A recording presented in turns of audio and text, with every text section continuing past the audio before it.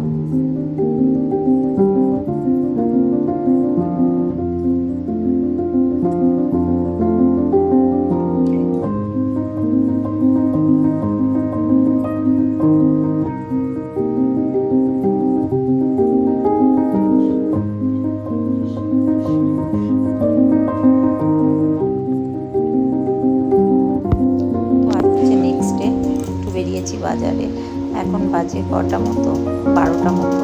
তো রান্নাবান্না করতে পারিনি, এসে করবো। তো জলঙ্গি নদীটা আরেকবার তোমাদের দেখিয়ে দিলাম।